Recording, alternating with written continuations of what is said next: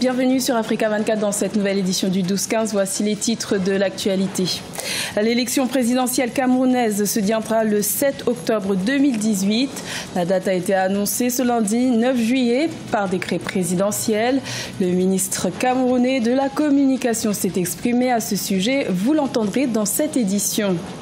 Présidentielle également au Mali. La campagne électorale a débuté en vue du scrutin du 29 juillet. Le président sortant Ibrahim Boubacar Keïta, candidat à sa propre succession, a présenté son programme lors de son premier meeting à Bamako.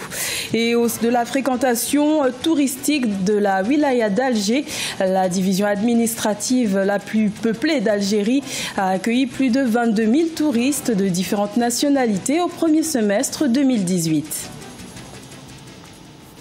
Au Cameroun, la date de la prochaine élection présidentielle a été dévoilée ce lundi 9 juillet par décret présidentiel.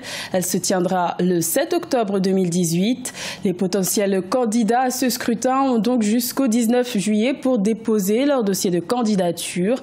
Le président Paul Biya n'a pas précisé s'il serait candidat à ce scrutin pour une 7e réélection. Néanmoins, quelques précisions sur cette élection ont été apportées par le ministre camerounais de la communication. Écoutons. Le Cameroun est un État de droit.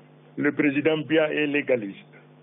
Si d'aventure il y avait des circonstances qui rendaient rédhibitoire l'organisation de ces élections, le président de la République serait le premier à faire appel à la Constitution pour voir quelles mesures méritaient d'être prises. Que les chances égales seront données à tout un chacun. Et le CAM qui organise est une institution indépendante. Le Conseil constitutionnel est en place. Et aujourd'hui, vous avez, ma foi, des candidats qui sont connus. Et je ne voudrais pas leur faire la publicité puisque je ne voterai pas pour eux. Mais enfin, ça atteste donc de la vitalité de notre démocratie. Et nous souhaitons que tous les Camerounais, c'est-à-dire le peuple détenteur de la souveraineté, se préparent donc à jeter son dévolu sur l'un des multiples candidats qui solliciteront leur. Et le Cameroun recevra de la part du Fonds monétaire international une enveloppe de 43 milliards de francs CFA au titre de la facilité élargie de crédit. Le montant total de l'accord établi avec l'institution financière s'élève à près de 400 milliards de francs CFA sur une période de 3 ans. Ces fonds devraient s'accompagner d'un plan de réforme. Ils devraient aussi permettre de rétablir et de préserver la stabilité de la communauté économique et monétaire de l'Afrique centrale, sous-région au sein de laquelle l'économie camerounaise est l'une des plus diversifiées. La campagne électorale en vue de l'élection présidentielle malienne du 29 juillet est officiellement lancée. 24 candidats en lice ont commencé leur meeting à l'instar du président sortant Ibrahim Boubacar Keïta, candidat à sa propre succession. Le candidat du Rassemblement pour le Mali était en meeting au stade du 26 mars à Bamako pour présenter son programme. Reportage de notre correspondant Mokhtar Bari. Candidat à sa propre succession, le président sortant, Ibrahim Boubacar Keïta, entame sa campagne par Bamako. Les militants de la plateforme Ensemble pour le Mali, venus de tous les coins du pays, ont pris d'assaut le stade du 26 mars. Le président candidat, tout en dressant son bilan qu'il estime positif, sollicite le suffrage de ses concitoyens afin de consolider les acquis du quinquennat. J'ai la responsabilité de la sécurité des Maliens, leur développement nuit et jour, et je n'ai aucun doute que Dieu, le Tout-Puissant, nous viendra en aide. Je comprends l'importance de la sécurité et dès lors qu'on touche au Mali, je dis non. Je refuse qu'on porte atteinte au Mali.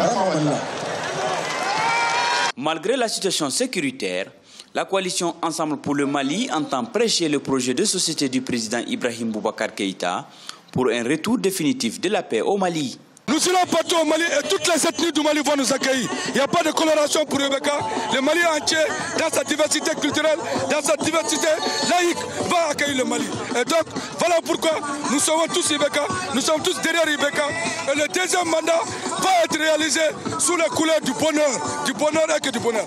En rappel, le candidat Ibrahim Boubacar Keïta aura face à lui 23 autres candidats, parmi lesquels des poids lourds comme Soumaïla Cissé, le chef de file de l'opposition, ou des anciens partisans comme Husseini Amianguindo, Mohamed Ali Batili ou Aliou Diallo.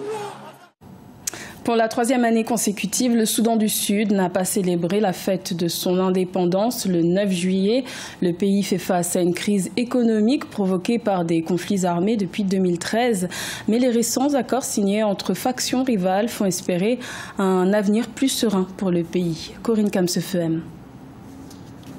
Comme en 2016 et 2017, le Soudan du Sud a annulé les festivités de commémoration de son indépendance ce 9 juillet en raison de contraintes financières et d'instabilité politique selon les autorités. Depuis 2013, le pays est empêtré dans un conflit qui a affecté la production du pétrole. Je serai très franc avec vous et je dirais que notre économie ne nous aide pas à célébrer comme nous l'aurions fait normalement dans tous les États. Cela n'a aucun sens d'organiser une telle célébration alors que la plupart des gens à travers le pays font face à des difficultés. Entre 2015 et 2016, la croissance du PIB du Soudan du Sud a diminué de près de 20%. En janvier 2017, l'inflation annuelle avait atteint 370%. Aussi, en début d'année 2018, le président Salva Kiir avait confirmé la mauvaise santé de l'économie du pays. Le Sud-Soudan a ceci de particulier, c'est que près de 98% de son budget provient des recettes pétrolières. Ce qui veut dire qu'en fait, c'est une ressource extrêmement importante. Elle n'est pas seulement stratégique, elle est vitale. Et je crois simplement que le Sud-Soudan, au-delà du pétrole, devra commencer à travailler sur un plan de diversification pour ne pas rester très vulnérable. C'est après plusieurs années de guerre civile que le Soudan du Sud a obtenu son indépendance. Il a déclaré le 9 juillet 2011. Aujourd'hui, meurtri par 5 années de conflits internes, le pays souhaite se relever et le récent rapprochement entre le président Salva Kiir et son ancien vice-président Riek Machar est de bon augure. En Algérie, la wilaya d'Alger a connu une hausse de fréquentation touristique au premier semestre 2018. Des touristes de différentes nationalités ont visité cette région.